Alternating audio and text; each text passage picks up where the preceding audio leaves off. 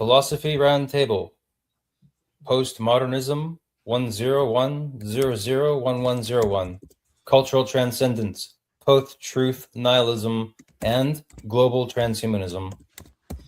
We are living in a time when sensitivities are at the surface, often vented with cutting words. Philosophically, you can believe anything so long as you do not claim it a better way. Religiously, you can hold to anything so long as you do not bring Jesus Christ into it. If a spiritual idea is Eastern, it is granted critical immunity. If Western, it is thoroughly criticized. Thus, a journalist can walk into a church and mock its carryings on, but he or she dare not do the same if the ceremony is from Eastern fold. Such is the mood at the end of the 20th century. A mood can be a dangerous state of mind because it can crush reason under the weight of feeling. But that is precisely what I believe postmodernism best represents, a mood. Hello, welcome to the Freedom Conversation podcast. My first thought about this discussion that I've organized today on this great panel of distinguished guests is this question: is postmodernism over? And are we in a post-modernity of some kind, where language and reality itself is becoming a binary code? My guests today are W.D. James. He's a philosophy teacher from Kentucky. Michael Martin is a poet, philosopher, and spiritual revolutionary in Michigan. Harvey Kropotkin, musician, punk uncle, as he jokingly said one time, and cultural analyst extraordinaire. And my friend, Andre Meloche. He's a political satirist, philosopher, writer, and moderator, and co-host with me today. So, Andre, you're also my moderator, or our moderator today. So maybe I could hand it to you. Read some definitions. Take it from here, my friend, please.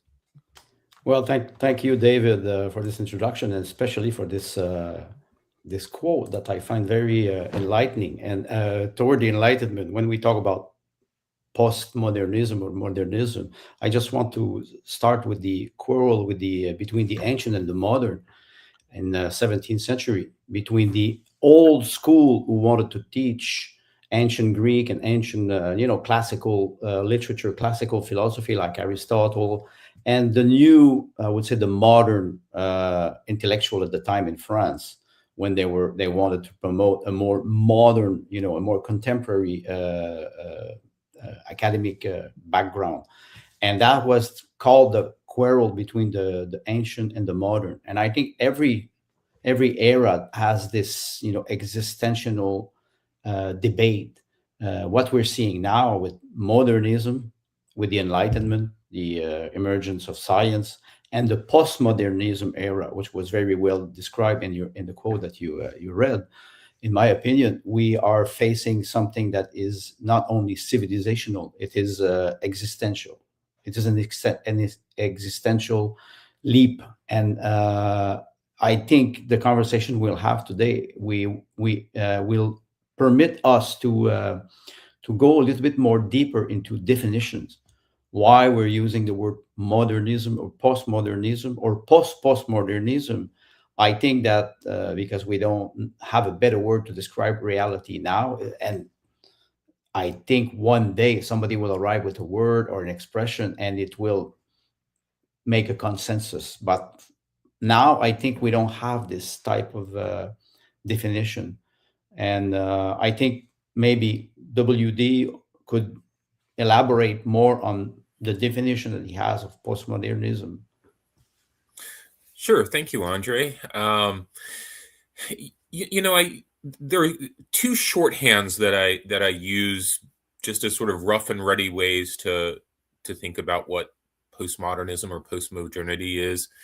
One, sort of more idealist, I guess, is Jean-Francois Lyotard's famous definition as incredulity toward meta-narratives, which just means lack of faith in big stories, right? So if we just, that's pretty simple. So, if we think of the West, the pre-modern West had a big story, essentially Christianity with a whole lot of classical paganism and stuff wrapped into that as well. But they had formed a coherent cultural story that they thought they were participating in. And as you mentioned, the Enlightenment then comes along, let's say, and it inaugurates modernism, which also had a big story, right? It's just a different big story. It was the big story that said all that previous big story was a bunch of myth and superstition. If we get rid of that and instead have science and liberation and progress, now we have another big story. We can all believe in progress. And how I see postmodernism from this angle is losing faith in all of those sorts of stories. There is no big story that we're all culturally participating in. So you get a lot of fragmentation, a lot of little stories, but those little stories aren't incorporated into some larger story. And if there is a postmodernism, and I think there is, it represents us recognizing that having no stories is impoverishing, and trying to generate new stories, but taking account of our past and how that is problematic in our fragmented postmodern world. The other little catchphrase that I use is sort of more the materialist side, and Frederick Jameson defined postmodernism as the cultural logic of late capitalism. And by late capitalism, you could just insert globalism there. And to illustrate that, I live nowhere near China. I have not grown up in a Confucian culture, but I can go 5 minutes from myself and get Chinese food. The only problem is it's not Chinese food, right? In order for that commodity to be produced 5 minutes from me, the food had to be wrenched free of actual Chinese culture, right? So everything in Chinese culture had to be opened up and turned into a commodity so that it could be sold to Americans and everywhere else in the world. And I also can't be deeply embedded in my own culture, or I'd be eating my cultural food. So on the positive side, you get everything in the world, but that's only because everything in the world has been commodified and broken down and disassociated from its actual cultural, existential, meaningful context. So you can get anything in the world you want, just none of it means anything anymore. All right. So that's my two little shorthands for what it is to live in a postmodern world. Thank you, WG. It's a very good introduction. Michael, what about you? Your perception? I will not say your perception. I will say your definition. Yeah. Well, I just want to recognize that I'm here on stolen land. No, I'm not. Yeah. No, I'm on here on land that we got from the people who lived here before, and. But so get this. So here's the Midwest Quarterly, which I published an article on here called Taking on Being, Getting Beyond Postmodern Criticism 17 years ago. Right. And it was already getting old. That was a conversation was getting long in the tooth even when I wrote it. And there's a quote from Ernest Gellner, who wrote about postmodernism, and his book was from 1992, and he said, to pretend that we are somehow or other living in a pre-scientific or even pre-axial world in which all meaning systems are equal in order to provide titillation for middle America and to indulge in a rite of expiation for a vanishing hegemony is simply absurd. The sooner this nonsense stops, the better.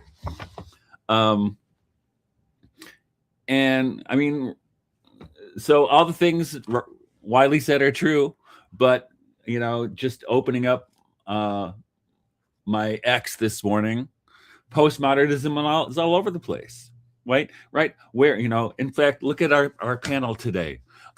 Where are the women and underrepresented groups? Come on, that's postmodernism, people, because And of course, we saw, if you saw that Antifa is rioting in Milan, where the Olympics are, because they think they have an opinion that counts, right? Which is one of the things that you get with postmodernism. And this is where I got to it, was actually through literary studies, because you're studying literature, and most people like me, the reason you became an English major is because you loved books and poetry. And then you go to get a degree in this, and basically most graduate schools in English, which are just about decimated of populations now, even undergraduate, it's disappeared as an undergraduate major. Basically the ethos is to tell you that literature is a ripoff, right? And when I was in graduate school, studying early modern English literature, and there was the big move right there was to bring in the women in the underrepresented groups, right? Which, I mean, if they're writing good stuff, who cares? But they weren't. Generally. I mean, some people, there were exceptions. I mean, you look at the 19th century, you have Jane Austen and Emily Dickinson and their high-level literary works, right? But not everybody was. But the thing is, not all men were either. There's a reason people don't read John Dryden. There's a reason people fall out of the canon, because this is really what Andre was talking about at the beginning, is the making of the canon. What is it that's worth studying, right? And the being worth studying was no longer about excellence. It was about representation, right? And so that's where I got interested in this topic. And then you see like the Antifa riots, or even what's going on in Minneapolis, is that everybody wants representation. Everybody's an expert, right? So this is a kind of a postmodern gesture gone viral, right? And I don't know how to get the toothpaste back into the bottle, but you do see reactions against it, like, and I'm not in favor of these either. Like, for instance, you see in literary studies, we're going to go back to writing hyper formalist verse because this is the correct response, and I'm not into that either. If it's good, yeah, but I edit a literary journal, Jesus the Imagination, and I can't, because I probably have a reputation as more conservative leaning. I can't tell you how many crummy sonnets I get sent to me, but we're in this moment. I'm going to read you the end of my essay here. It's just one paragraph, and then we can move along.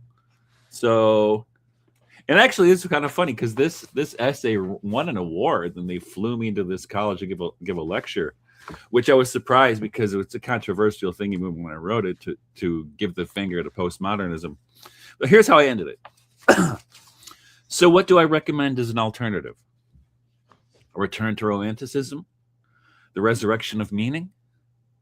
These are two ideas most under attack by postmodernism, and for good reason. They won't go away. If we fear our lives are meaningless and project that fear onto the world or a book, what we have at best is a case of sympathetic vibration, not discovery. Meaning or meaninglessness is not something one finds. It is rather something one already possesses, a property of being. Here I do not uphold an avowal of relativity, but an apotheosis of the subjective, a modality that would not be apropos of the sciences, but is of art. I am not advocating a return to humanism, as Graham Good suggests, nor am I staking a claim for a neo-humanism, as does Zimmerman. We don't need any more manifestos. What we need is to allow inspiration back into criticism. The last word of criticism, as with the last word of Ulysses, should be yes. Right? So there you go. That's my story, and I'm sticking to it. Thank you. Well, Michael, that's very interesting. You were referring to they won't go away, romanticism, and they will stay there. That's why they're attacked. David, in line with what you want to do with modernism and postmodernism, before we go to Harvey, are you satisfied with those definitions? Yeah, sure. You guys know I love Kierkegaard. Apparently, even these guys were starting to get a whiff. Like Nietzsche said something about the vapors of reality or something.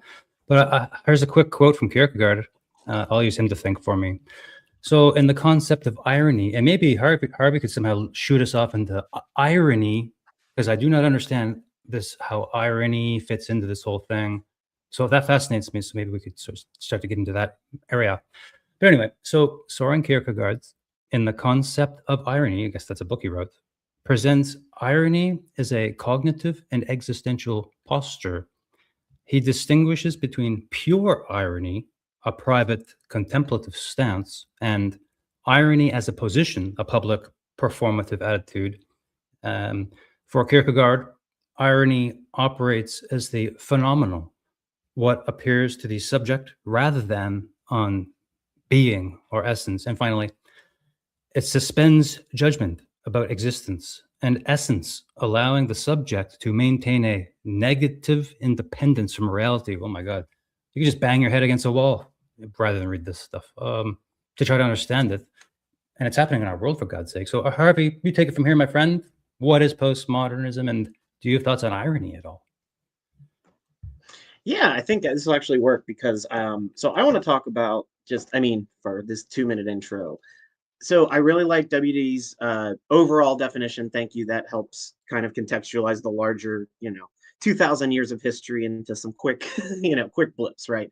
Moments of transition. And thanks, Michael, for the kind of Christian view and the literary view, right? Because queering the canon sounds great if it's good, but if it's not, then who cares, right?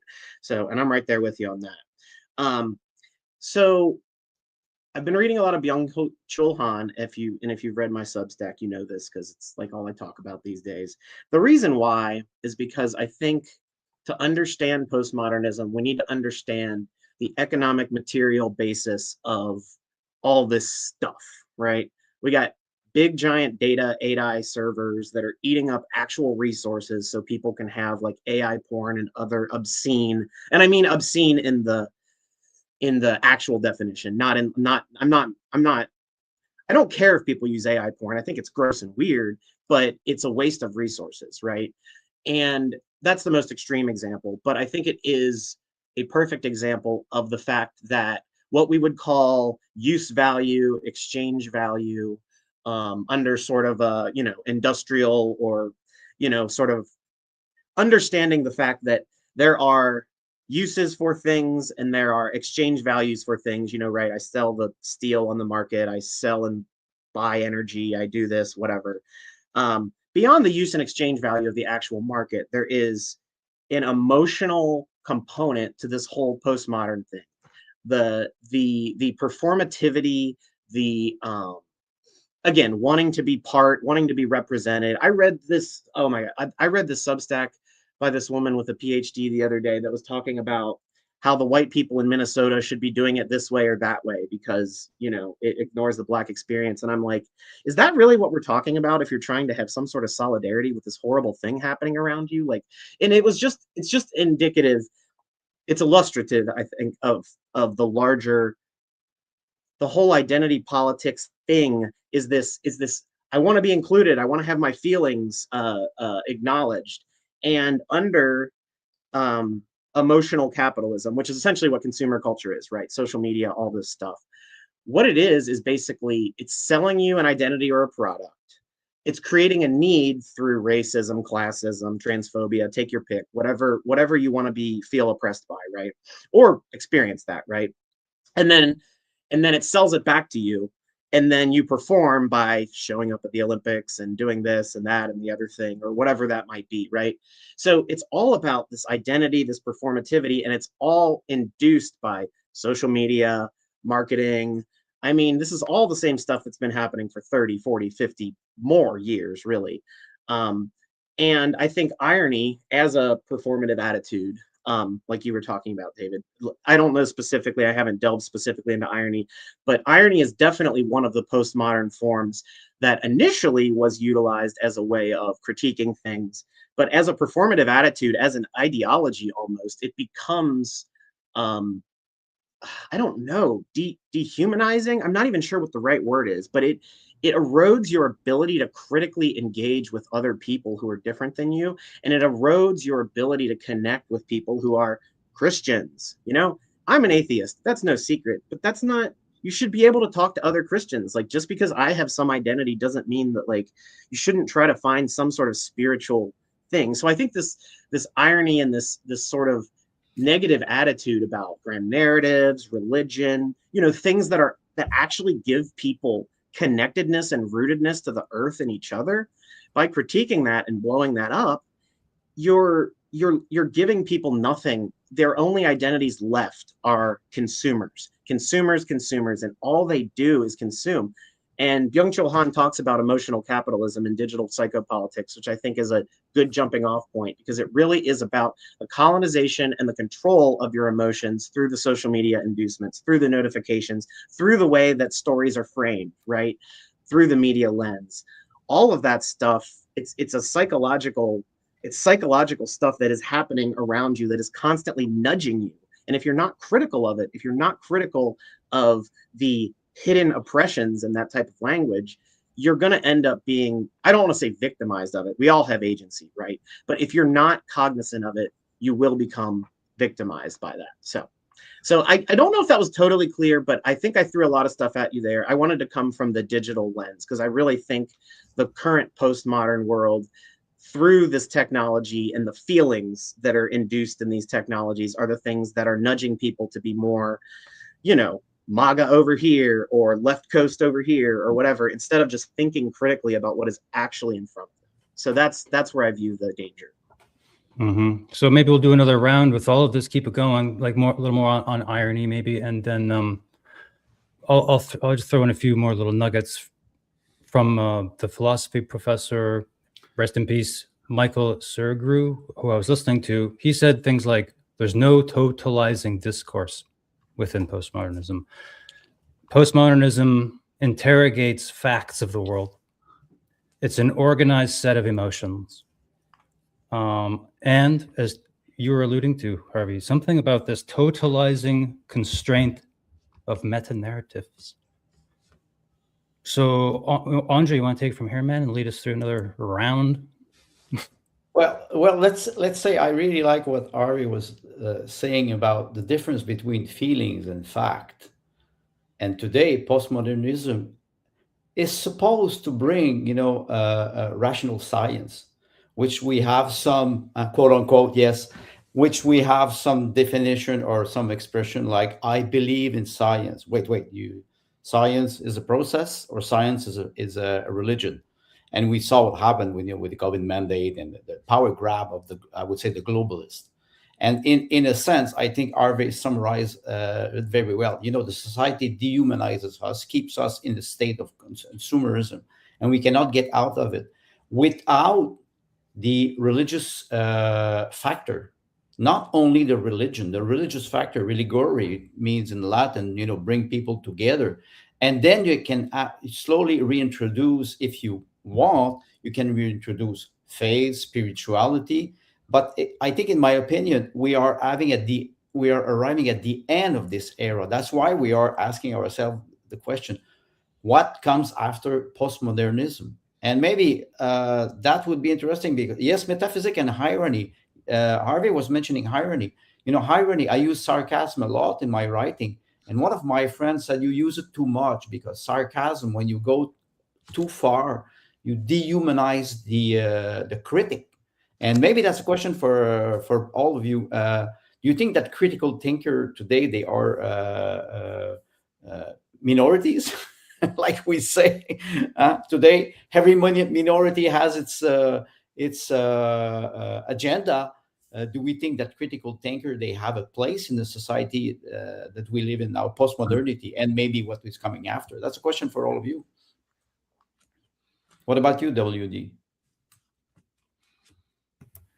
Yeah, so the impact on the critical thinker, is that the essence of the question, or on our ability to critically think? I think there's a funny thing that happened, postmodern, as all of our different responses indicated, it's a hard thing to just put in a box. But to some extent, it's just meant to encompass our ways of life, at least in the West, and pretty much any place that's industrialized.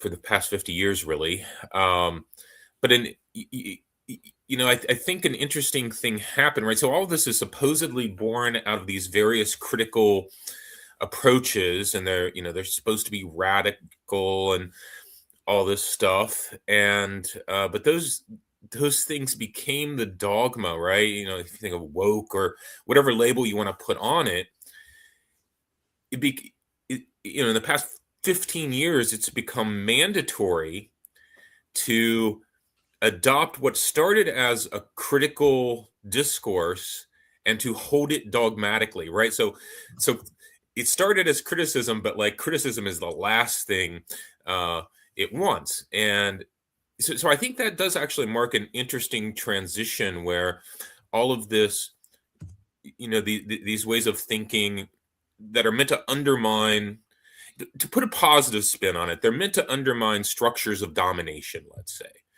And you can see domination everywhere if you're skeptical and paranoid enough.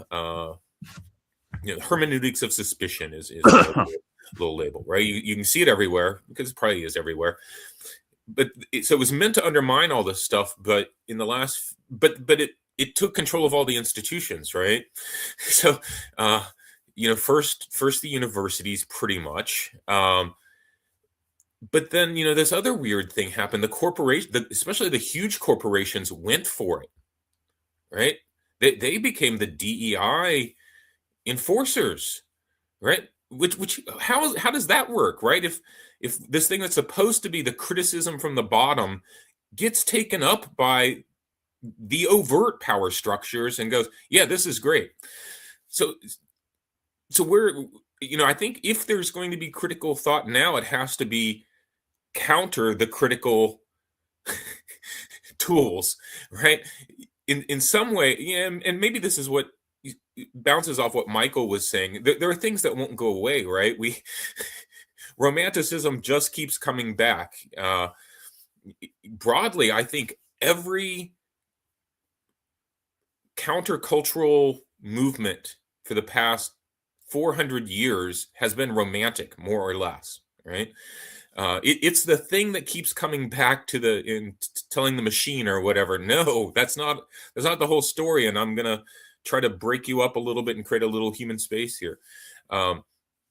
So is that what postmodernism is? Is the thing that was supposed to undermine all structures and all dominations itself becomes the structure and the dominant. And David, I think you've shared kind of your recent academic experience in environments characterized by that. Anyway, so that's so if there is going to be critical thinking, it's because that also just won't go away.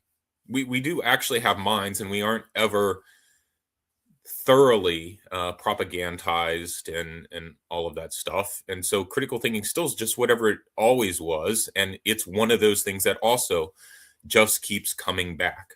Right, so. Well, David brought Soren Kierkegaard. I would like to bring Hegel and the dialectic of Hegel. And because you were mentioning, is critical thinking, is it becoming counter-revolutionary? In the language or the vocabulary of Hegel, we had the revolution, enlightenment, the creation of science, the Galilean system, and then suddenly you have critical thinking. You're supposed to be rational towards science, and this is not what we're seeing now. So do you think that and all of you, do you think that critical thinker will become counter-revolutionary? Well, the absolute, Hegel's absolute, is okay. So if you actually read Hegel and you actually understand the absolute, like the final thing, right? His view was kind of like, okay, the Prussian monarchy is like the supreme version of society and everyone's going to follow that. And we know, that's 200 years old, right? That's ancient history. But that being said, the idea of the absolute does kind of really the dialectic in the Hegelian way, not in the Marxian way, but the Hegelian dialectic ends in this absolute, right? So to me, that sort of dialectic between, capitalism and then anti-capitalism that somehow becomes rainbow capitalism in this weird configuration, like you were talking about, WD. For example, like, okay, I got this Judith Butler book. Sorry, Michael, you're probably like, what the hell's wrong with you? But here's the thing.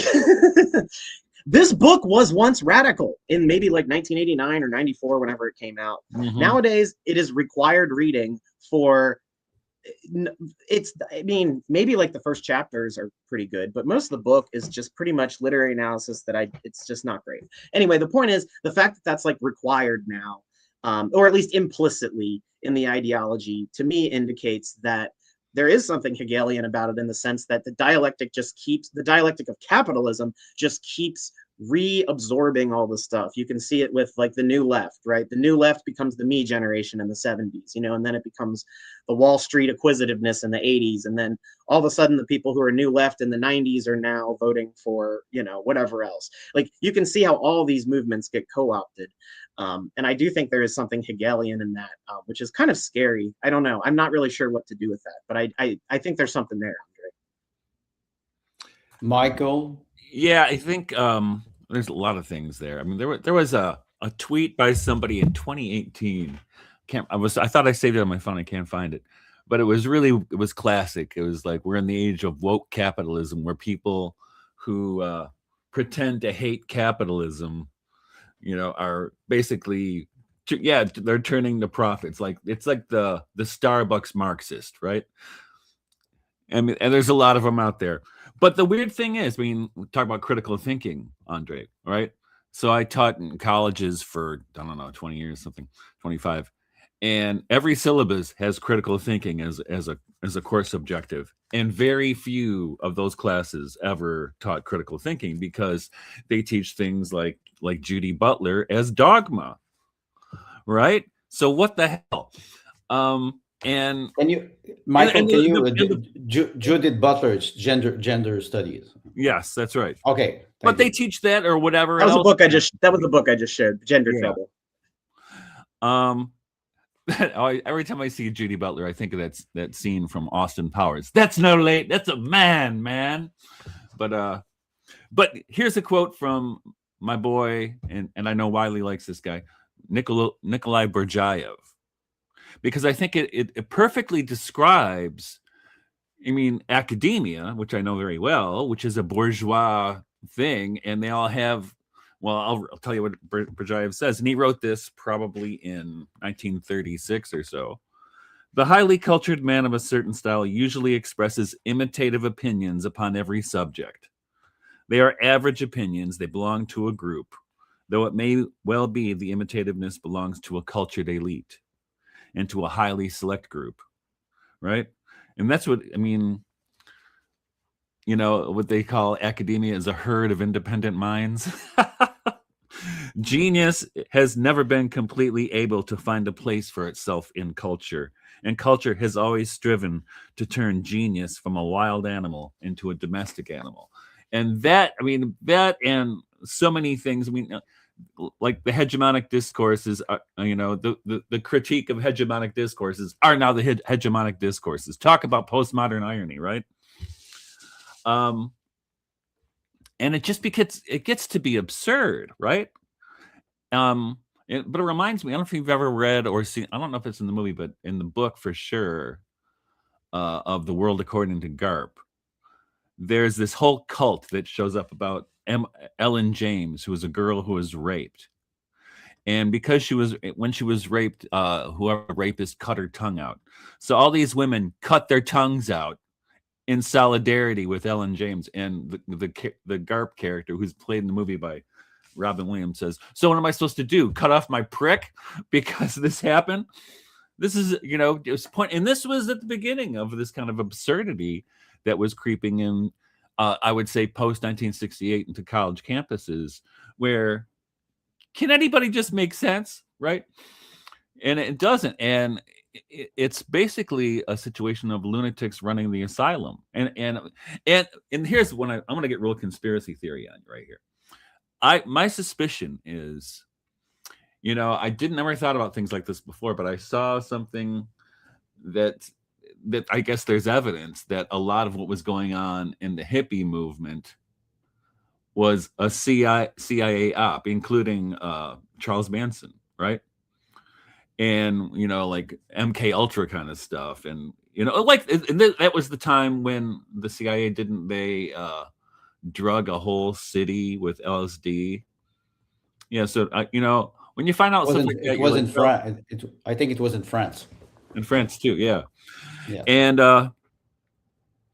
so I wonder if a lot of, in fact, I did see this, that Ghislaine Maxwell's father was a publisher, academic publisher, and he was, you know, they were behind a lot of the things that get published. And if you've ever tried to get an academic paper published, you realize it's a chump's game.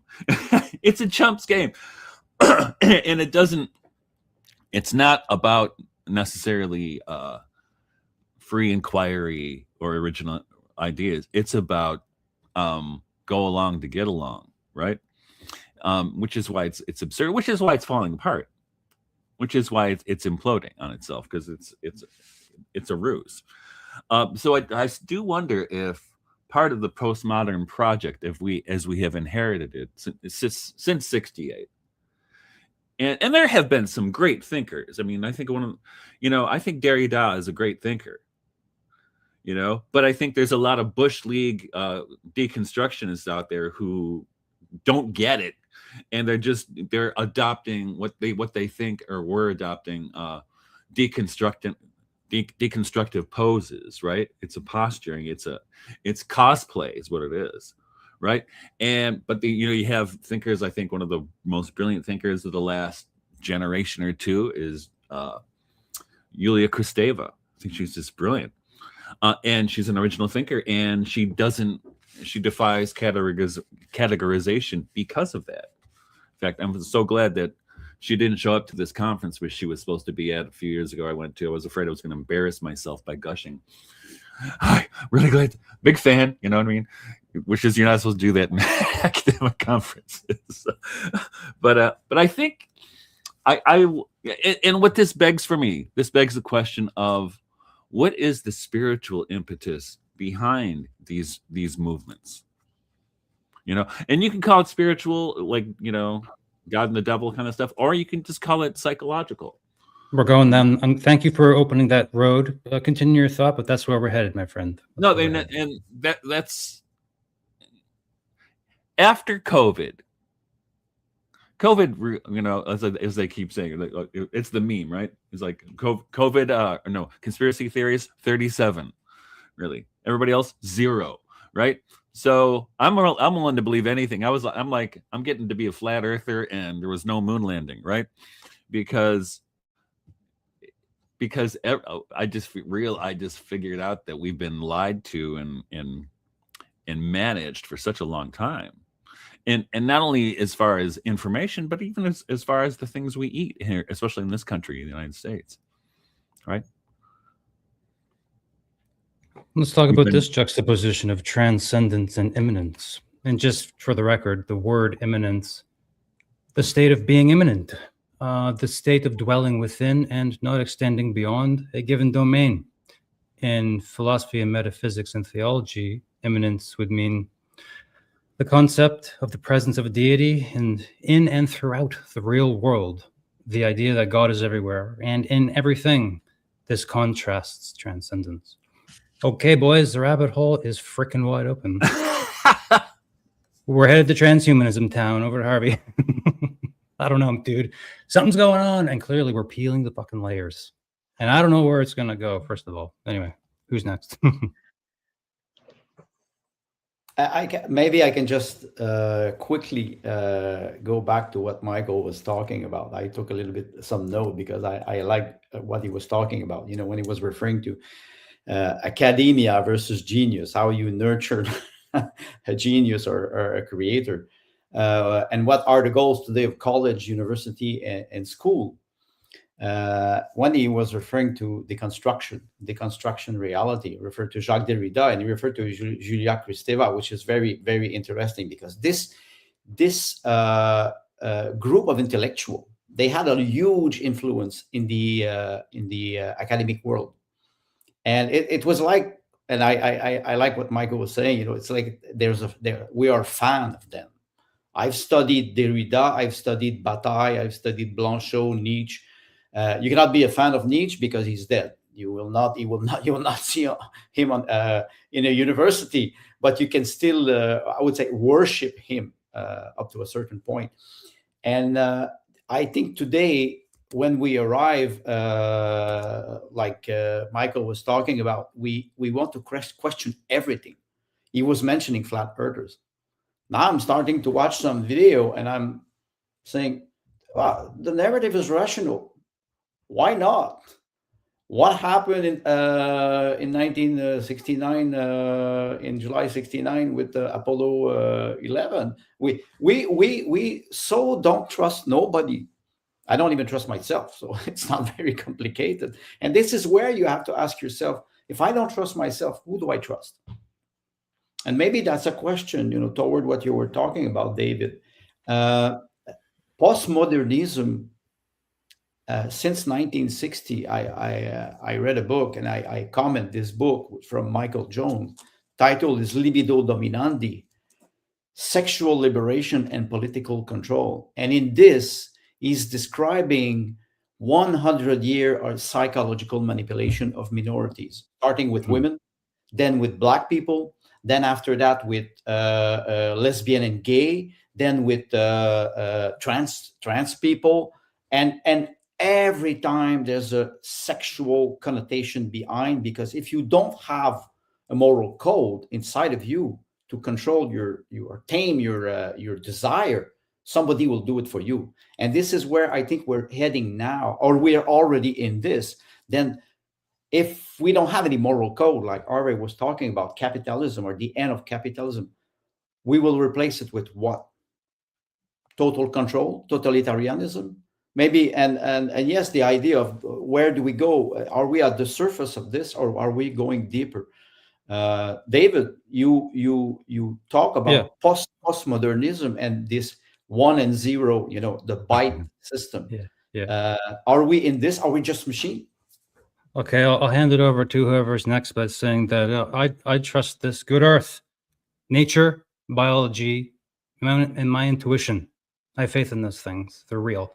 So I get concerned when I hear anti-human, anti-biological fucking statements in academia and on the news and from the government.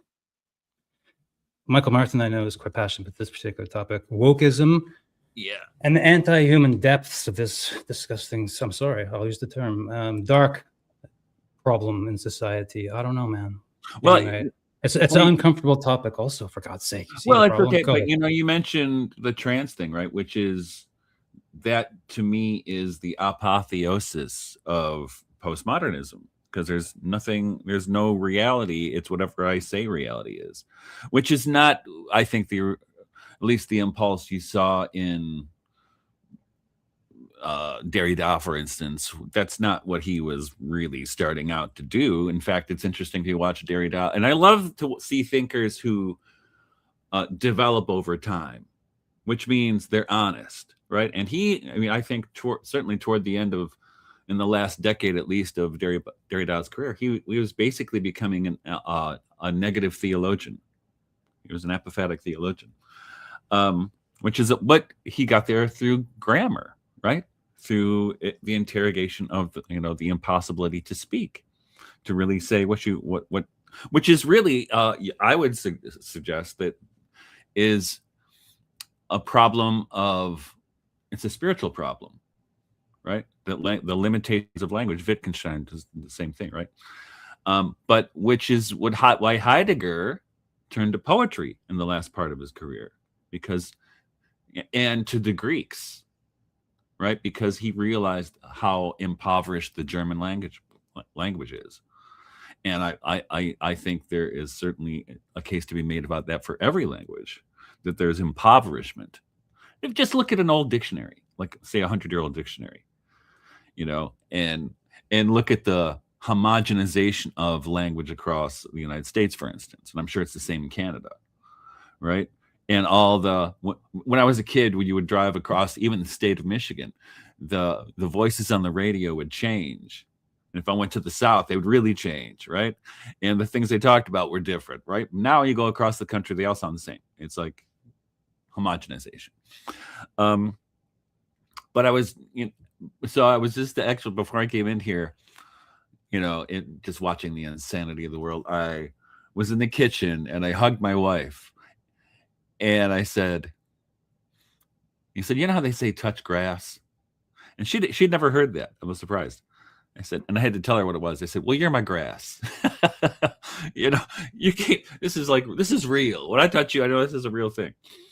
And I'm a farmer, right? Which I think saves me from being completely insane. When I have to take care of animals, when I have to reach inside of a goat that's giving birth to pull the stuck baby out, you're doing real things in the real world. Or when you have to butcher animals or whatever, planting crops or whatever you're doing, right? You're involved with real things in the real world. And, as far as postmodernism goes, we're doing less and less of that and doing more and more of existing in a virtual world and putting children there. I mean, at least I grew up in a generation where there was no internet. So we had to go out and break windows like normal kids, right? We had to go break into abandoned houses like a normal child.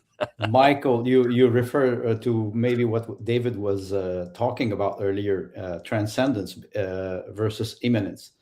The fact that we can go very high intellectually in our mind, creating realities or following philosopher or writers. I studied a lot, for example, the Marquis de Sade. So I can talk about sadism and Leopold von Sacher-Masoch, but also the next day I can go and plant tomatoes because, like you said, you need to ground yourself. Else, if you follow Nietzsche, you will become a madman very quickly. Many people, they cannot read Nietzsche because they say, wait a second. I dare to ask people to read Le Marquis de Sade, the 120 Days of Sodom. They will never go through the 100 pages. They will just die before because it's so disgusting. Even the Epstein file, they cannot even reach this level. That's what Hegel, that's what Michael John in one of his books is writing about, how Sade pushed the boundaries. And maybe that's a question for you and maybe for Harvey. Can we push the boundary today? David, you always refer to transhumanism. What's the next boundary? Well, that will be break. Neil deGrasse Tyson and all this. There's transhumanists, billionaires with podcasts. I listen to them. I hear what they're saying. They're fucking insane. They're insane, dude. And like these. Well, Harvey, how will we ever get into a machine? Is it even possible to put your mind into a machine? Are these people maniacs? What's going on? It's possible. I would not recommend it. I don't personally want to be a brain in a vat. Like everybody knows about, the Matrix, but I remember, I think it was like a philosophy of mind class, where I was being subjected to actual ideas and not just a bunch of dogma. And we talked about the brain in a vat. I don't remember the specific philosopher, but that as a thought experiment is interesting, right? About philosophy of mind, philosophy of will, things like that. To actually do it is insane. And is just completely, I think again, with the eminence, right? Like Andre, what you were talking about, like, no matter what, how smart you are, whatever philosopher, theorist, whatever you're reading, you can get to that in the height of your mind. But if you get stuck there, I call it stuck because you're not embodying your experience. So in order to be a human being, you have to embody your experience. Helping the goat, getting the goat out, planning something, talking to people, having a conversation, picking up the phone and calling your mother.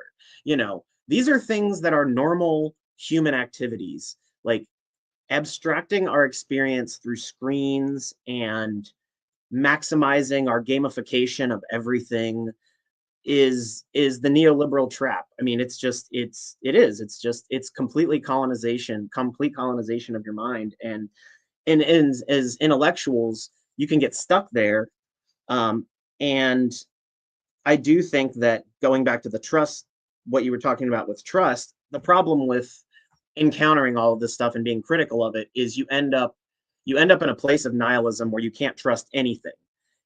And I've been there, and I'm trying to get back to not completely, become a conspiracy theorist on every little thing. However, you do need to ask if the CIA is going to put LSD in your water again or whatever, because it happened. So, or participate, the Tuskegee experiments, or take your pick, right? Whatever. But that being said, I mean, I do think that the rootedness, the embodiedness of actual lived experience in the real way, not in the postmodern, like, you know what I'm saying? Like, actually your real life, what you are doing, like, that is where you should focus your attention and your energy. And because ultimately you can think all you want all day, but none of that will mean anything if it doesn't translate into part of your life. Because guess what? If it doesn't, you will end up just being neoliberal consumer subject on your Substack or your Reddit or your Instagram or your Facebook or whatever, posting, communicating with people who you've never even met, not understanding them. That's a lack of rootedness. That's a lack of like purpose. And that's why so many people are lost. They're not doing anything real, and it doesn't mean like don't use a phone or don't read books or don't think or don't try to figure it out. But I think our world of information is overstimulating. And I think people's way of dealing with that is nihilism, MAGA, whatever the hell the Democratic Party is. I don't know, pile of trash. I mean, you guys, I'm sure in Canada have similar middle of the right, shitty political parties, no real, you know what I mean? It's just, none of it is really rooted in anything because it's all performative nonsense. So that's Harvey, the frustration. We have here in Canada left and very left. Yeah. Yeah. Well, a thing on transhumanism.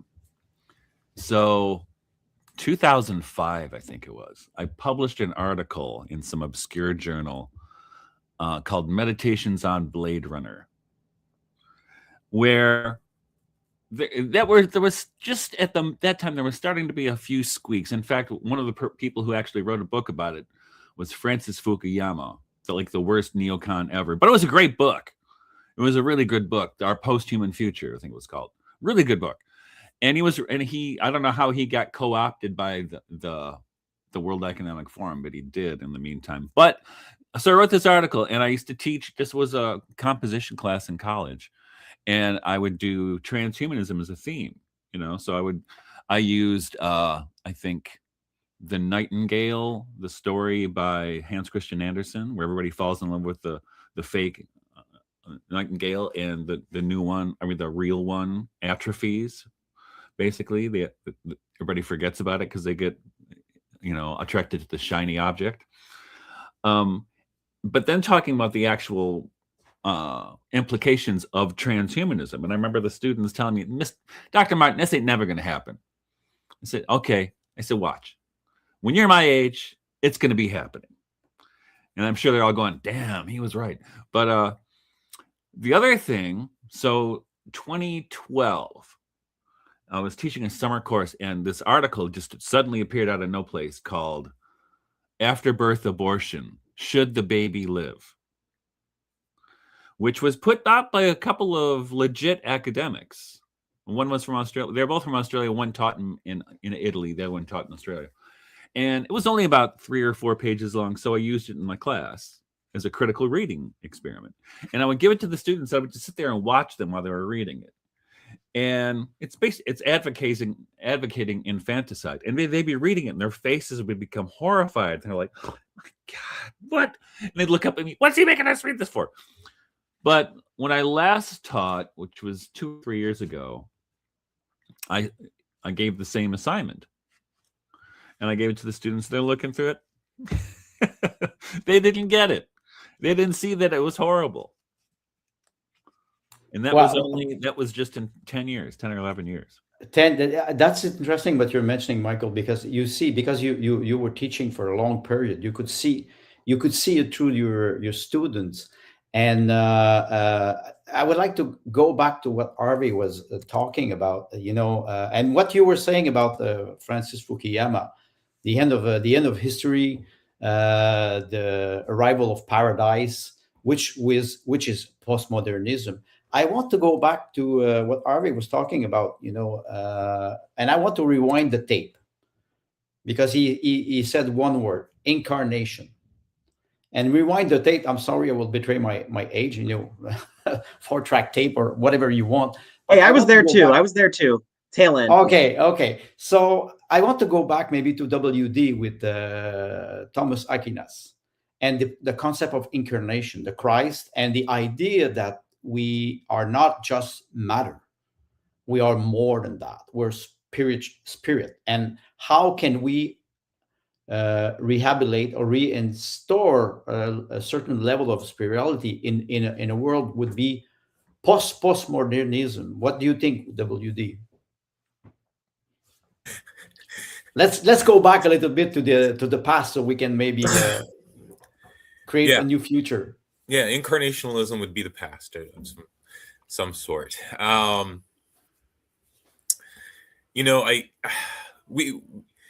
love our conversations whenever whatever version of this group is getting together to do stuff, but I'm like slow. And I'm like, okay, where are we in this conversation?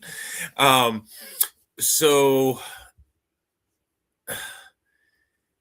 all right, so there's hope here, right? Because I think we are incarnational beings, and maybe in a way that even in so-called atheists like Harvey, though I don't think he is, but could tune into, right? Because we are this place where at least different modes of experience come together, right? If you don't want to commit to that, metaphysically, that there's that's something other than the material actually exists. Certainly, our experiences, we do have spiritual experiences, however you want to frame that exactly. And yeah, so if there is a postmodern, I think one of the things that we might get permission again to entertain is spirituality, right? And I think that's more than bubbling up again. I think increasingly people are interested in that because they, Harvey, you said you didn't want to be a brain in a vat, but we all became brains in vats, sort of. Right? We were all shorn of actual substantive connections to place and to people. So yeah, I think that there has to be a breaking in, right, from a different level in order to explode the artificial trap that postmodernity puts us in, right? If we just think back to our conversation a little earlier, where the critical thing became the dogmatic thing, and essentially you weren't allowed to step out of the critical thing. Well, then if that's going to break up, something qualitatively different has to do it, because that's already enclosed itself, right? All the pores, all the holes are closed up. There's the nice little ideological conformity. It's well outlined. People on what you guys call the left, but I don't think it's really the left anymore. Police those boundaries rigorously, right? They outdo one another in tearing one another down because whoever it was earlier, you didn't protest in Minneapolis in a way that was reflective of African American experience in the right way or whatever, and get back in the cave there. So yeah, if something's going to significantly change that and open up more human, more meaningful possibilities, in a sense, I don't think it's something we do, right? I don't think it's, well, here's the 4-part plan, and then it goes away, or that allows you to step outside of it. I think it only gets broken up if we experience transcendence. Yeah. Is that a response to your? We're off and Yes, running. yes, of course. And I think, going back to incarnation, I wanted to maybe bring the topic of spirituality, because David always go back. Yes, God the Father was the Holy Ghost, but not only that, the fact that we arrive at a point where we question everything. If we question everything, we have also to question people who advocate that God does not exist, or like Hegel said that it is absolute God, which could become the super state, the icon or the allegory of the super state. David, when you always refer to transhumanism, the superhuman, or if I can refer to Nietzsche, the Superman. I'm not sure that Hollywood did not. I think they read Nietzsche when they invented Superman and Wonder Woman. Maybe they did not read Nietzsche correctly, but I think they read him. What do you think, David, about what is the next step, and in a hopeful way? Maybe not a hopeful way, but Alexander Solzhenitsyn had to suffer a lot in the Gulag before he found God, to break through his his rotten heart that he had. So I think that maybe we have to go through a long period of great suffering before the world snaps out of this. So no, I have more of a message of endurance rather than hope. Sorry. But endurance is good too, if you can stomach it. I mean, I don't know. I have a little bit of an existential, dark existential take, but I feel okay too. I just don't see. I don't know what this hope discussion really means. But what do you guys think? About the future? How are we gonna? WD was saying it.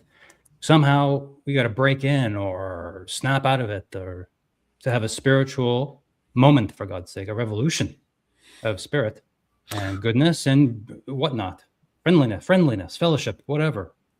That's not happening. Well, you know what? I think part of it's already breaking through and has been for, and maybe the good thing from COVID, right? Which is still not good, and it's still not enough. But as my friend John Vervaeke, fellow Canadian, right, said, what we're seeing is a meaning crisis, right? And people looking to find places of meaning. I did a couple conferences over the last couple of years for, what are they called? The estuaries. So I did one in Portland, not in Portland, in Washington, in Olympia, and one recently in North Carolina. And I was surprised at so many of the people there are looking for meaning. And so many of the people there have, I would call it religious or spiritual aspirations. And some of them think they found it in this or that religious tradition or whatever it happens to be. But they're out there looking for something, and some of them are atheists, but they're also looking for something, right? And I think you saw this with another Canadian. I'm just going to drop Canadians because you guys, with Jordan Peterson, right? Young men drawn to Jordan Peterson. My middle son, who's now just turned 25, he was like 17 and really interested in what was going on there, because finally somebody's talking about meaning and finding purpose and getting your life together. And in a way, postmodernism, and you see this in a lot of these protests, has infantilized everybody, right? And so one of the things they say is that with children who have not learned how to articulate their feelings yet, that's when they hit.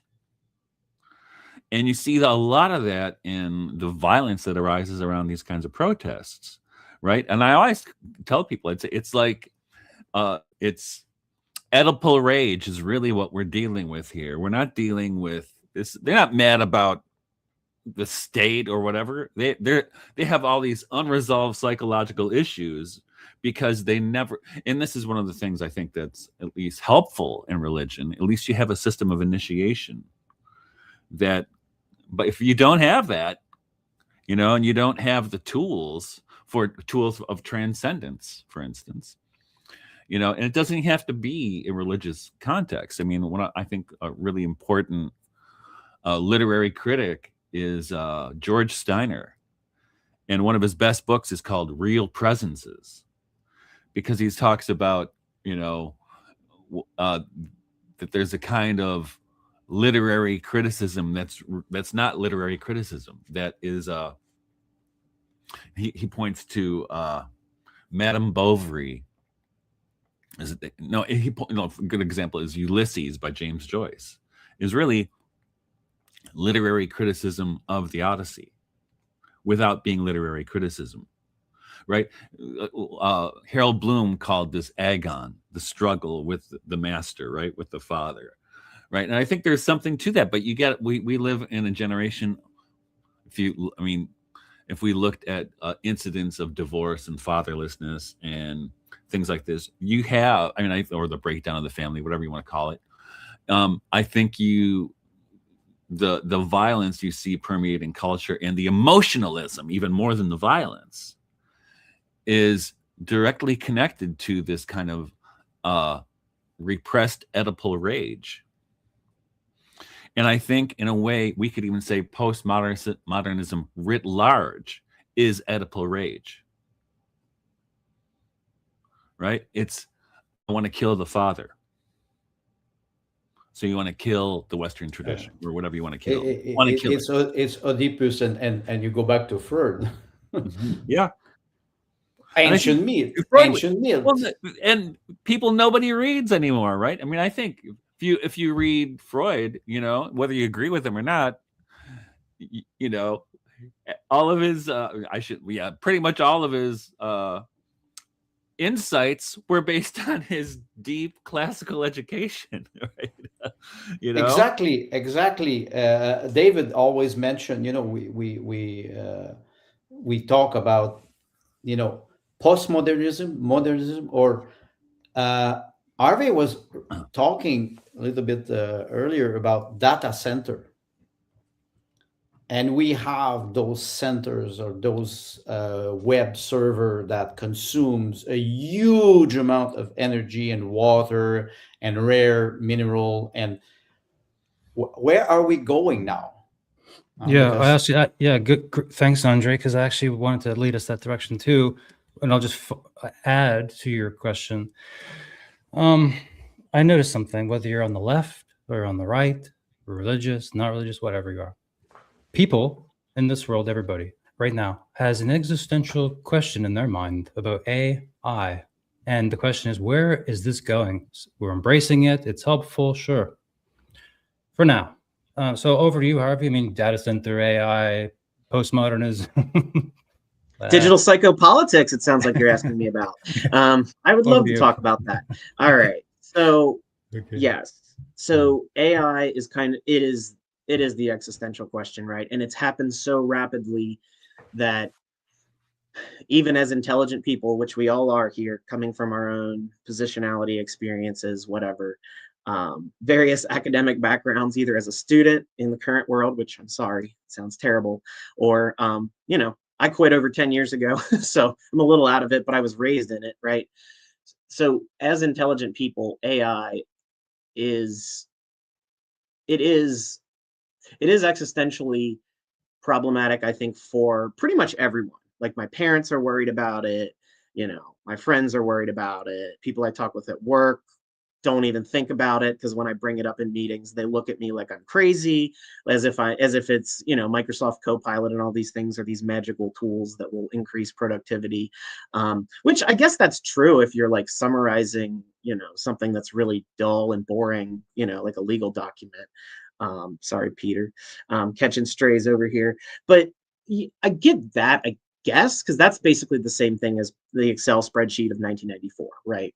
But agentic AI, the idea of an agent, is, I don't know, to me, just absurd and ridiculous. Like, the AI on Civilization 6, when you're playing on the hardest difficulty level and launching nuclear bombs at your enemies, like, it's not AI. It's a series of, but these large, the language learning models, they're not rational, and they have no emotion. They're just associating different concepts together, right? And I think we all know that about LLMs. If you know anything basic about LLMs, that's what they are.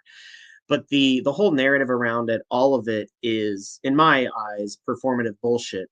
That being said, it is still an existential threat because we know that people like Peter Thiel and all these other socially accelerationist crazy people, they don't care about human life. All they care about is abstraction and money and apparently going to Mars or whatever.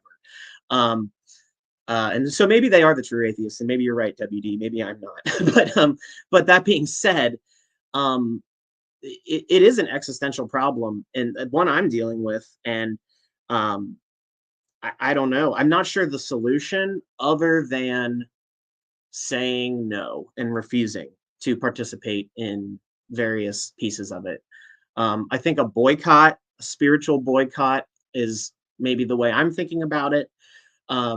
You know, even though we talk about the negativity, and again, Michael, thank you for talking about the infantilization of everyone. It drives me crazy that people aren't able to either take personal responsibility or dive deep enough beyond the Wikipedia article to actually learn, you know what I mean, what they're thinking, what they're feeling, what they're experiencing. That infantilization creates a society of emotionally reactive people who don't know how to deal with conflict.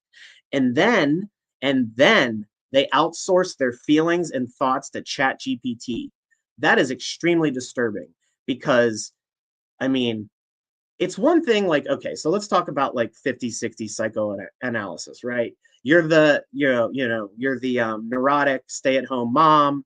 It's before Betty Friedan, so you feel, you don't have any connection to the larger world. You're depressed. You're an alcoholic. So you go to the psychotherapist. They sit and listen. You look at the Rorschach blots, whatever. They do that, right? That is, the psychotherapist is just listening.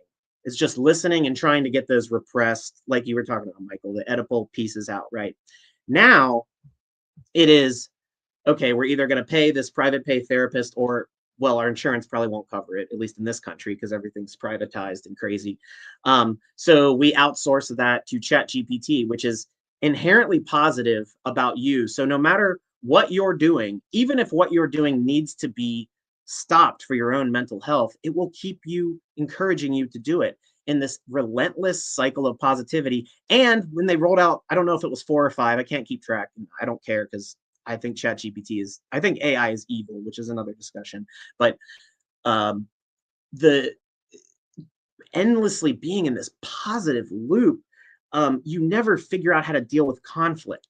So you have domestic violence. You might have violence, like you said, Michael, at protests, although some of those people are just pissed off anarchists that will take any opportunity to, blow stuff up. There's always going to be some people out there but they're there because they grew up in a society that did not give them up as many opportunities to deal with conflict than in the past. And I'm not saying it was great in the past. There's plenty of stuff in the disciplinary society of Freud, Foucault, whatever, where, things were, prisons were not great in the 60s and they're not great now.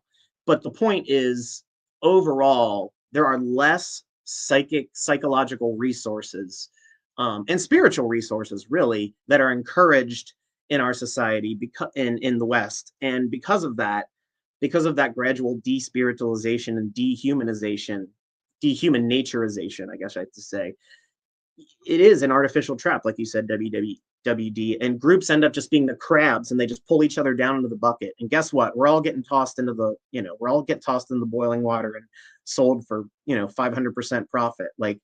And that's the problem, is that people think that consumer culture or whatever, their identities are these, whatever thing that they posted on Substack or Reddit or whatever to make themselves feel better is going to make a huge difference in their lives. What's going to make a difference is working through conflicts, figuring out how to deal with interpersonal disagreements, not immediately. I mean, I've seen people like, WD, you posted that Aristotle and Christianity thing. And sometimes people in the comments, it's like they didn't even understand what you were saying because they were just emotionally reacting to what you were saying, even though you really, really put depth into that writing. And that's just one specific example. But I see that emotional reactivity from all kinds of people. That's why I'm not on X, Twitter, whatever it is, because I'm just like, I just can't deal with people's emotional reactions. But I think that infantilization, Michael, I think you're right. It is a problem. And this is not me saying those people are bad. It's just saying, if you look at the larger structural forces and the destruction, well, maybe not total destruction, of institutions, even like your local church is now the mega church owned by some evil guy like on the Righteous Gemstones too, right? Like it's not, there's so much capitalism in it and not any real coherent spirituality, if that makes sense. So I don't know. I know I went off on a lot of tangents there, but I really think it is around that getting through conflict, infantilization, and emotional, not even emotional management, just emotional understanding of where you are in the world. Because if you don't, then what's going to end up happening is you're going to be end up emotionally reactive, and that feeds into hatred. That's how you get millions of people voting for a literal psychopathic narcissist. 77 million people, right? And some of that was for economic reasons, but you know what I'm saying? That's how you get there, because you don't have the emotional intelligence society wide. So that's the problem. I don't know what the solution is. I guess we gotta talk about the international rules-based order at some point. We've been talking an hour 15 minutes, but we're deep in it, and I got a little more time. We'll see how you guys are feeling. But you know, you're talking about. Yeah, go ahead. Go ahead. Well, I would say that there's another side of the infantilization and the emotionalism. There's also, and I saw this over the course of my career teaching, the accommodationist approach to things, where, okay, yes, you really are a puppy. Go ahead. You can. We'll even put a litter box in the classroom. You know, but you also have, you know, kids who have been weaponized by the system to be psychological agents. You know, I have a high anxiety, and I have this, and I have that, and they tell you this, and you're like, didn't anybody tell you to just get over it, right? For instance, my daughter works at a coffee shop, and she said they had this girl who got stressed out because there were too many people coming into the store. And she just sat down on the floor in the middle of the restaurant to call her therapist. And the boss is like, well, go take it in the back room. He goes, but I'm having a medical emergency. Like, and my daughter came home, and my daughter is very sweet and nice to everybody. She's like, I couldn't believe what was going on, Dad. Yeah. But that's not uncommon on college campuses. Right. And so you have that side where it encourages infantile behavior. On the other hand, it's just, the whole thing is insane. And, you know, what is it by design? Is this? Yes. Is it because, and I think this is part of it, academia, and especially in the humanities, is it's mostly feminine, mostly female. So you get that kind of approach to it, where your dad would like, get over it, stand up, right? You don't get that. You know, this is part of life, you know. And but it's the weirdest thing. And I noticed that when I was a Waldorf teacher for 16 years. Usually I was the only man on the faculty, except for the gym teacher. And some of the women couldn't handle the kids if they'd start to act, especially boys, if they would start to act out. And we'd be on the playground, the kid would be doing something, and the teacher would be, Bobby, we really need to not do that right now. Bobby, could you not do that? Could you come by me, Bobby? And Bobby was not listening. And then they come up to Michael, can you do something? I'd yell, Bobby! And the kid would get up, he would get his shit together that second. Right? But it's just, you know, and the thing, and this is another thing in postmodern, and the postmodern thing, there's no difference between genders, right? And when I was teaching, I was teaching in 6th grade, and the boys are funny because, you know, a lot of women teachers can't handle 6th grade boys because they're mouthy and they talk back. But I like teaching those boys. And so those boys are, you're an idiot. Well, you're an idiot. You're an idiot. And then they'd say that to the girls, and the girls would break down in tears. So I had to have a meeting with the boys. I'm like, boys, listen to me. Look at me. They are not like us. Right? You idiots, knock it off. Right? Or or Michael, you can tell them, okay, you can call each other an idiot, but don't call a girl an idiot. She will not. She will Well, not they listen didn't to you. get it. Nobody ever told them that. But of course, that was at the dawn of this idea of there's no difference in genders and everybody is the same, and it's not true. Not Well, even gender, remotely. I think about reality. When the reality hits back, it is very funny. There was a meme. It was a small clip. It's a police officer who stop a car, and you have the driver and the his friend is there, and he rolled down the window. He says, "Okay, you were speeding up." He says, "Oh, we're going to the veterinarian." He says, "Why?" Because I'm a dog." He said, "You're a dog?" And yes, the man here is my owner. So the police officer plays the game. It's it's a parody, but he says, okay, it's no problem. I suppose you don't have any driver's license. He said, no, I'm a dog. So okay, if you're a dog, dogs are not allowed to drive, let's say in Michigan. So we will have to take you to the veterinarian so you can be castrated, and then your owner will have a fine. And the man was like, it is so funny because they hit the wall of reality very fast. With children in a shopping center, when they do a crisis, you just let them do their crisis, and they will end up hyperventilating and lose conscious, and after that they will come back. There's no way today, like in university and college and school, there's no way that they can get out of this psychological manipulation. They are targeted. That's what They I will mean not about when. target you. They will not target David, Harvey, or WD, because we have developed something, mechanism, defense mechanism. Children, they don't have that. Yeah, we need a wake up call of some kind. Maybe an asteroid. I don't know, but like something of that level, that level maybe to snap out. I've been watching a lot. I love that you brought up police body cameras, because my wife and I, we can't stop watching this stuff now for like 2 months now. Every night, it's Karen gets taken down at the bar at the airport. Entitled Karen gets her day ruined at the airport, or other things such as this. The police pull over a guy. Here's what he did. The cameras saw him do it. He was at a red light. The light turns green. He's on his cell phone. He forgets to go. So that someone honks behind him. He gets out of his car. He runs around. He kicks the side of that guy's car numerous times, jumps inside of his car, goes in reverse, rams into him, and takes off. The cops run him down and they say, get out of the car. He's like, I have a mental health disorder. I live right there. I need my medicine. I have explosive rage disorder. And I thought, honey, this is a modern man right here. Anybody? Yeah, no, I mean, this is like it's postmodernism David, and culture, right? yeah, but Andre, David, both of your examples, while obviously absurd and humorous, are not too far from the truth. I mean, it's and again, I don't want to sound like a reactionary here, like just man up or whatever. Like, it's more complicated than that.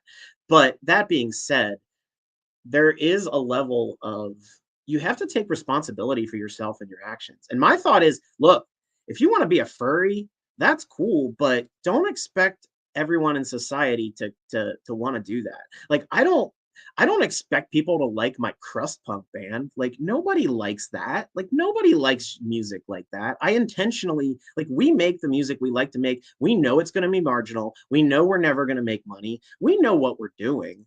Like, don't expect, I don't know, don't expect, just because you have an identity or a big feeling or an emotion or whatever, don't expect everybody else to just like conform to that. You know what I mean? Even you get that too, even with like the legitimate complaints of like, MAGA folks who feel put upon, right, by this whole society and stuff. Like, they feel put upon and they feel attacked and whatever. But then there's like laws banning books and stuff, and I'm like, really, you're going to try to legislate like the ideology and the information? Like, that's just, yeah. The point is, I'm just like, if you want to do something marginal, Dorita, right, if you want to do something marginal, then put yourself on the margins and accept it. That's kind of my view of it. And again, I'm coming from I've always felt marginal. I've always felt like an alien, and that's just my existence, and I'm okay with that. That's actually made me free in the past like 6 months or so. I realized like I'm just a weird dude and I just don't fit in this larger society. That's okay. You can even find enclaves of people who are going to do that. You know, like I don't know. So that's kind of where I'm at with it. It's just like you cannot impose upon society like your individual experience. Like that's just a weird, I don't know. I would never expect everyone to be in crust punk bands because then crust punk would suck because it would just be full of trash, like you were talking about, Michael, with the canon, you know. Like there's a loss of value when you try to totalize your experience and your culture onto the whole larger milieu of things that are out there and people that are out there. You know what I'm saying? So does that make sense? I don't know if that made sense. Absolutely, it totally makes sense, man. And you said enforced, or you know, the United Nations. Like you guys are Americans. Your country has removed itself from the United Nations, hasn't it? We have not here in Canada. And you can see it, man. That. Yeah, I know, dude. Like, is the UN? Let's talk politics, maybe a little bit or something. Well, let's get more into the modern. Yeah, go ahead. So I just have to say, one of my proud, you know, I identify with everything Harvey's saying because one of my proudest moments in my life was talking myself on stage to play with Rob Tyner of the MCU5. So I'm totally with you right there. And but what I think, and I mentioned this earlier, and as this conversation's gone on, I was thinking it's even more true because when I recently wrote this Substack on the Bacchae, comparing all these basically old ladies, you know, working as centers of psychic energy that spills out into the, and it's the weirdest thing. My wife came home from the store yesterday laughing. I said, "What's the matter?" Goes, "The old ladies were out again." Because we live in the country, and the one town that's close to us is not a very big town, Chelsea, Michigan. And you'll see every Sunday or once a week or a couple of times a month, these old people out there protesting about Trump or whatever.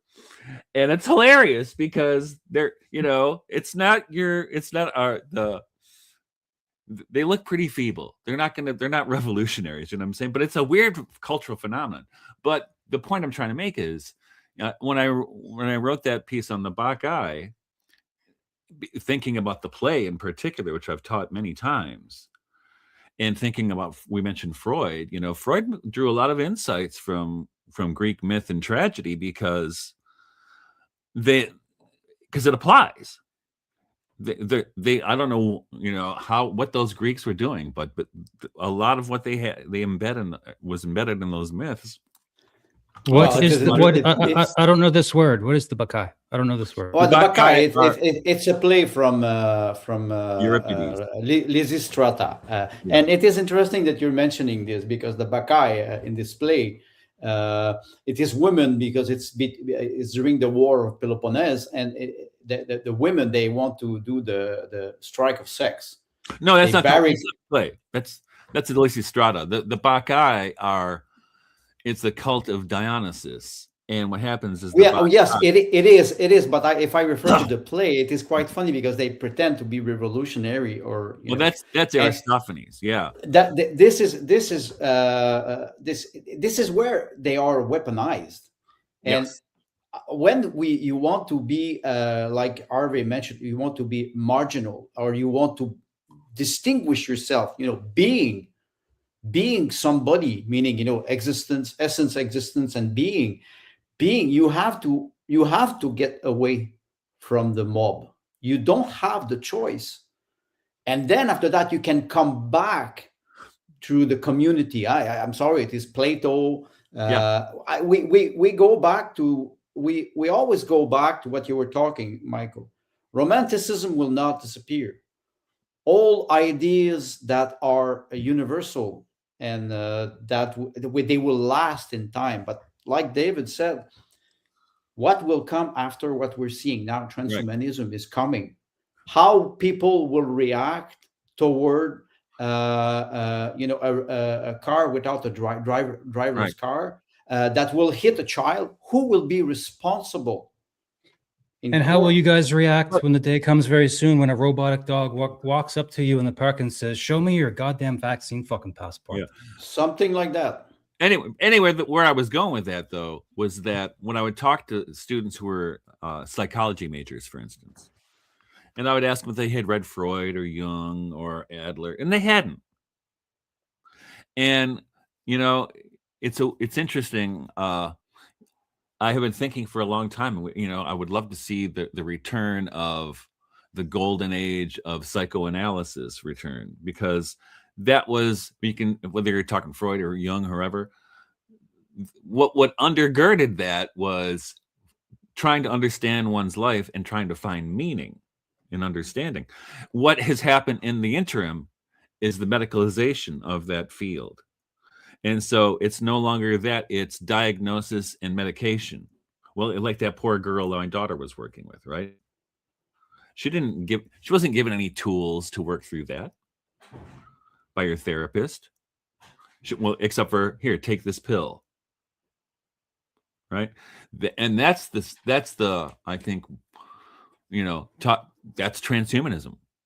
That is transhumanism in a nutshell. In fact, a lot of things we haven't talked about, but the beginning of transhumanism, according to Mary Harrington, and I'm in agreement with her, was the introduction of the pill, which it treated the natural functioning of a woman's body into a disease, treated it like a disease, like it was doing something wrong. And women became no longer women, in a sense. They became, in fact, I always joke around, and who did feminism really help? Horny men. That's who it helped, right? That's about it. Yeah. And the capitalist overlords, now they have a cheaper labor force, cost less. Look what the telos of, and I'm not anti-feminist, but look where the telos ended up. It ended up on one hand with OnlyFans, on the other hand with men and women's sports. So let's rethink this. Michael, you refer to transhumanism, which is not only machine, biology, pharmaceutical company, and you're mentioning the pill, contraceptive pills. It changed the biological nature of women. It's not only that maybe women will develop cancer.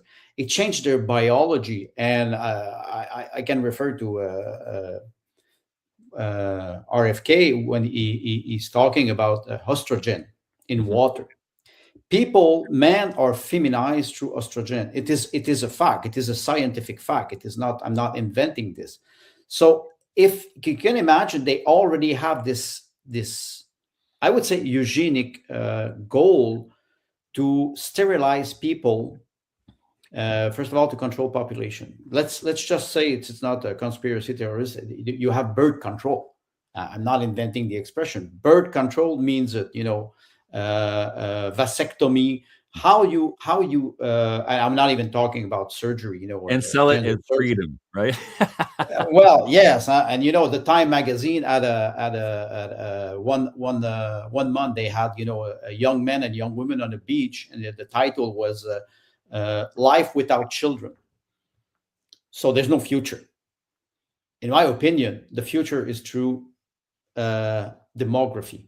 And if we don't understand that, first of all, we will all be replaced, and we will all die one day, and we will be replaced by our children and grandchildren. But in a world where we will see dogs or transhuman people, enhanced human. You remember a couple of years ago, they were using this expression, the enhanced man, the man that will be able to, I think David was referring to this man who has blood transfusion from his son to stay young. Those people are, for me, in my opinion, they are nihilistic people. They're psychopaths. They are evil in one way. Maybe, I don't know. That's why sometimes I say, how do we reintroduce the spiritual aspect of man? The way a guest said this to me in my podcast, Maria Rustica, she said, you can tell up by a society by the way they treat their children. And what's going on with this Epstein file now? And everybody knows the Pizzagate related, whether conspiracy or not, this related topic of butchering and sacrificing children for the Dark Lord Satan on behalf of our leaders who run our world, the United Nations, etc. We're talking about our culture being completely destroyed, fucked. inside out. This comes from the United Nations. This is collectivized, I don't know what, war against humanity. Am I wrong or am I right? So don't ask me. I mean, I see hope kind of somehow through faith in something. And this world is not our home. This is religious people know this. This world is not our home. We're not going to live here forever. You're right about all that, both of you. And we saw this. I mean, this, for me, this became crystal clear and surprisingly blatant at the beginning of COVID, when all of these world leaders, and especially in the Anglophone countries, but also all through Europe, they started coming out with the same slogans at the same time: "Build back better," "the new normal." I'm like, what the hell? Who got the memo? And in fact, you see this in the United States, especially with the Democratic Party. They are much more unified in staying on message like that. I mean, that's the kind of, it's uniform, but it's also just disturbing, right? And you really, you kind of see behind the curtain, this is what they've been, and I was like, I felt kind of mad at myself because I didn't realize this is what was going on behind the screen all this time. But this is the game. This is the end game, right? The COVID passport, the vaccine passport, all that stuff, 15-minute cities. And thank God there was enough pushback about those things that they had to walk it back a little bit. But that's where it was headed. There was no doubt. No doubt at all. But what surprised me, though, and a lot of my friends are pretty well educated, that none of them caught it. Or almost none of them caught it. I didn't not see what they're catch it. Saying. It's hard. Yeah. Even if you're smart, it's hard to swallow that pill, because once you swallow that pill, you never go back. It's like Timothy Leary times a million. And in 2016, we all have a moment of revelation. In 2016, I wrote a short story. It's about a man, he's a failed writer. There's always a part of autobiography in this, but anyway, he's a failed writer, and he goes on a cruise, and the boat, the ship is attacked by a group of women who wants to depopulate the world. That was in 2016, and I was feeling it. I could not put, I followed the 2008 financial crisis, and I wrote a lot about it, but I could not understand. I could understand the purpose, but I could not understand the main goal behind. And maybe maybe we can talk a little bit about spirituality, because since a couple of months, I've started to change a lot. I've seen something much more Machiavellian. Evil. I don't use the word evil often, because it's overrated, first of all. But maybe, do we have a possibility to reintroduce this type of faith in our modern or postmodern society? Is it possible today? Maybe with the young generation. I don't know. What do you think? Yeah, I was going to hop in a little ways back. We were talking about whether there was any hope, and we're talking about kids not being emotionally resilient and these sort of things. I'm actually pretty hopeful about the current 18 to 22 year old, roughly, spread it out a year or two one way or the other. And I mentioned before, something breaking in from outside. Well, it's just that the thing itself could break, which I think may well be happening. I think the totalized global society, I think it's broken, and one way you get that it's broken is whatever you think of him, you look at Trump and his geopolitics. The neoliberal order is destroyed. Yeah, it is. Now, whether the thing that comes next, whatever, I'm not meaning to play politics. I'm just meaning real clearly. And somebody mentioned rules-based order. There is no rules-based order anymore. It's gone. So at that level, it's broken. And I think at the level of, lived lives, I think the system is broken, because what's sort of facilitated much of the insanity is that the economy, you could adopt the insanity and the economy would still provide jobs. And if you bought into the insanity, right, through the educational credentialing process, you would be rewarded with a position, and it perpetuates itself. It's not doing that anymore. There is no guaranteed job. And I think this generation of kids are, because it's also the main COVID generation. It's the ones who were in middle school or high school when lockdowns and all that stuff came, and so they saw themselves get really screwed, and to be along their side, pretty broken by the rest of us. I feel for the girl sitting in the floor at the coffee shop. Actually, I don't want to just whack her in the head and say grow up, because they were attacked, right? They were. And so they had that experience. They're like, society is not going to watch out for me, right? And now they're facing the AI job apocalypse, possibly. I mean, it's already started. I mean, we're only a couple of years into AI, and every month it's doing all new stuff, right? So this is coming fast, and at least they're worried about it. So I think they believe the system is largely broken, more than previous generations have. And they are not optimistic or excited about more digitalization, more of this stuff. They're trying to pry themselves loose from some of this stuff, right? To delete a few social media apps and talk to their friends sometimes. And big thing with me, Harvey knows, going analog on their music. They like actual books, or these are kind of superficial things, but I think they point to a bigger thing. And that I don't think they know what to do with it yet, but I think things are broken enough that this generation is getting that it's broken, right? And they're not sure what to do about that, but they're going to be trying stuff. So I think there is generational hope there. And Michael was talking about furries and stuff. This is, I have a daughter also in that age group. Wiley, I think what happened, and I have 9 children from the ages of 36 to 15. Okay. And it's the ones in the middle who are the most damaged by this stuff that went down with COVID. So they're 28 to 22 or 20, right? Because it hit them at their peak socialization time, right? College and late high school.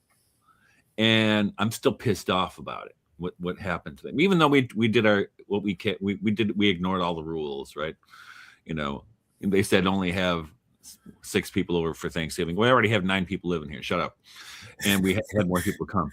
But I think it was all intentional. It was to demoralize a generation. Yeah. And that's what Andre was saying. I don't want to get all conspiracy theory, but I do. And whoever these assholes are who are organizing this is when about 5 or 6 years ago, I started using the word from Gnostic mythology, the archons, like these spiritual wickedness in high places, as St. Paul calls it. That I really think that's what I mean. Whether you want to call the World Economic Forum the archons, or whoever is behind them, or if it's a real spiritual entity behind them, it doesn't matter, because that's how it works. But they're and as John Lennon, you've probably seen this video of him being in an interview like 1968, goes, you just look at it and you just say, the world is run by insane people. They're completely insane. And they are. And, they obviously want to decrease the population by a lot. It's clear. Whether it's through infertility, and we know that fertility rates in men, sperm counts have gone down precipitously, 1% a year over the last 50 years. So that means 50% Where's it? And the trajectory has not changed. It's still going in that direction. So who are these insane people encouraging this and welcoming it? And then you see people like Noah Harari, whatever his name is. Yuval Noah Harari. Yeah. And he's like, we don't need all these people anymore. What do we need? Right? So what are you going to do with we're useless eaters, right? Well, it's quite the funny. Is, professors, the academic class, they don't think they're useless eaters, and they are. Well, you mentioned Harari, and I've wrote a lot about him, and Michael Joni writes in one of his books about him, especially that the high top elite, I'm sorry, they are sterile. They are they don't have children. They're either gay or lesbian. They do not. They don't promote family. Just look at Macron in France. Emmanuel Macron. It is a joke. And like you're mentioning, this super elite thinks that they're above everything. But through memes and through new ways of expression, I think many people, they're starting to see the pattern, even if they're young. And like you mentioned, the millennial from 20 to 28, they were hit very hard during the COVID mandate. In Quebec, we had curfew for 3 months before 2 weeks before Christmas until April. You could not get out of your house. I have a 3 acres land, so it's not too bad. I can go out. But I was thinking about those children in high school or in college. I was so angry because I was telling, you're destroying their youth. When they will discover this, they will slaughter their oppressor. They will not be kind. And maybe this is where there's hope. I'm not advocating for violence, but I think this generation will rise and will say to the tyrant, that's enough. They will have to do it. It's their future. But maybe they need guidance. There's a bit of a conspiracy going around that people are being cut off from their ability to think spiritually by whatnot. Chemicals in the air, chemicals in the water, who knows? And I'm sorry to take us to the conspiratorial level, but I don't know what the hell they're spraying up in the air. But I do know what they're putting in the food and in some of the vaccines and stuff. But that's a no-no topic. Ooh. But I don't know. It's a legitimate question to ask. Are we under attack spiritually so that we cannot become our powerful human self, but instead be a slave to do whatever the hell they want and believe, rather than think that maybe there's a God there, which takes the heart, intuition, and guts? I'll just go into the simulation, then I will be the God, and all of my followers will come with me. Followers, social media, this is a dark magic gateway of some kind, isn't it, to the other world? I don't know. It's a real concern that I have. I sound crazy, but I look around and I have these concerns. No, there's a reason I raise all my own meat and most of my vegetables, and I'm getting ready to tap maple tree. So yeah, and why I built a cloudbuster to destroy chemtrails years ago. So, but that used to be called. Think about this. Even 7 years ago, if you mentioned chemtrails, most people thought you were nuts or a conspiracy. Now I think the demographic has tipped, and now most people go, yeah, they're spraying shit on us all the time. I think it's almost universal. I'm surprised to see so many people come around finally, but I first heard about this 30 years ago with chemtrails. I thought it was crazy, but I knew a guy who had a cloudbuster, and he told me 30 years ago. So he died a few years ago, but he told me 30 years ago that the government came to his house. They wanted to see if he had a scalar weapon, and I thought he was kidding. Now I don't think he was kidding. I think that's exactly what happened. And so when I built my cloudbuster, my first one, I had it down, and I used to make it rain during a drought quite a bit. enough where, and it worked. And when I first built it, my wife said, "That's crazy." And then after I got it to go work a couple times, she said, "Hey, the garden needs to be watered." I said, "No, I'm not. It's not the hose." Okay. But even friends would call me up or send me pictures of chemtrails. Hey, can you do something? Because they saw that it was working. But the first one I built, I had it down by our pond on a dock. And I don't know if it was the wind or what it was, but somebody pushed it into the pond. And I had to fish it out and build a new one. So that, I'm not being paranoid there. And it could have just blown in there from the wind. Who knows? But the fact being is, you know, in my own experience over the last 6 years, I have lost trust in all institutions, education, government, the church. I don't think there's medical institutions. I don't trust. I lost faith in all of them. Right.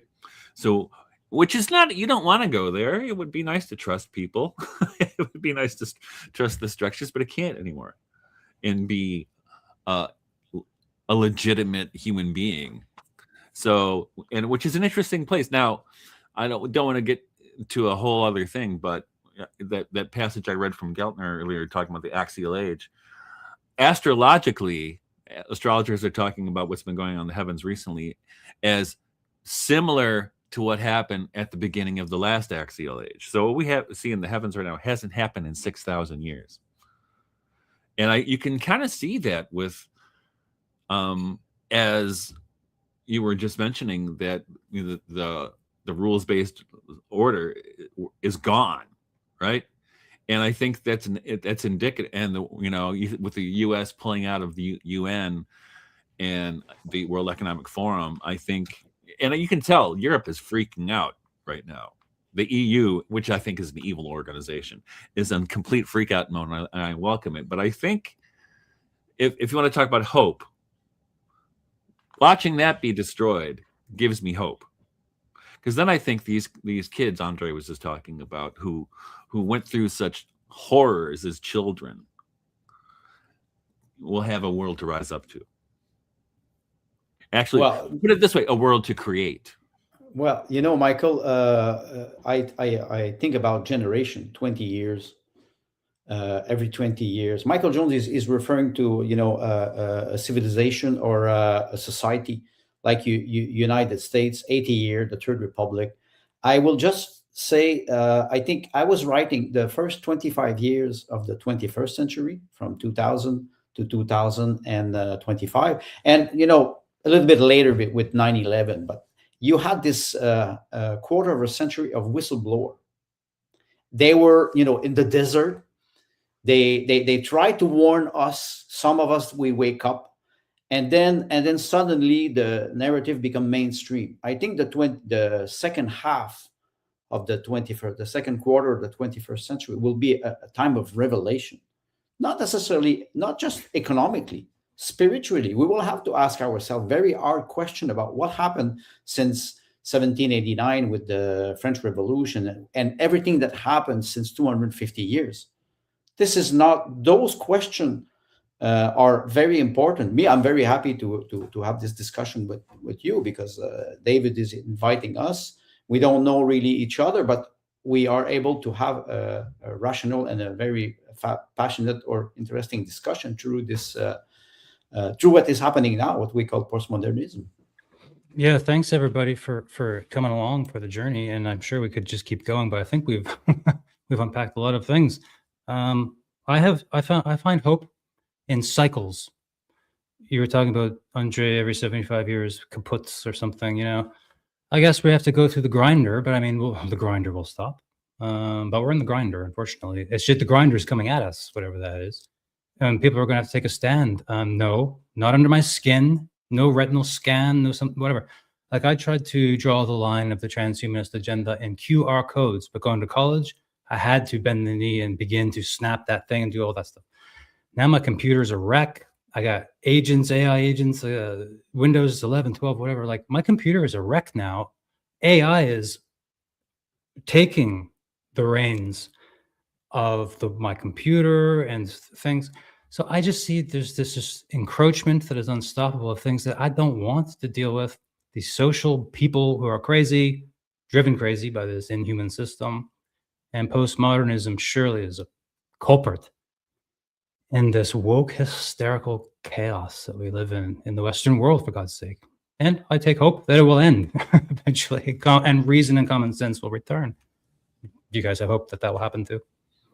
I do, actually. I like what you're saying, WD, and Michael too, to a different degree on the youth. I do think that despite the fact that a lot of their youth was stolen from them, a lot of those formative years, right? I think there's enough question about AI, the future. There's no, like you said, WD, there's no longer the prescribed path of like, okay, if I'm the neoliberal achievement subject and I work really, really hard, then I'll be the director or the manager or the CEO or whatever. Because that's my lived experience. I literally won the game of neoliberalism. Like I could, you know what I mean? Mm-hmm. Like, even though I hated it the whole time, like there was a path. Even if you're a radical, if you just do the thing, conform to the system, that's no longer true. People are going to look at their own self-interests and the interests in the world in which they're living. And especially, the intelligent ones will figure it out. And the rest of them, even if they don't figure it out, they're going to have the feeling and the intuition. So I have hope in the feeling and the intuition, because I think that spiritually is clearly more important than any of the data points we're given, because the dataism and the data points are not, they're not making my life better, and they're probably not making your life better. So yeah, I do have hope for the kids, the youth.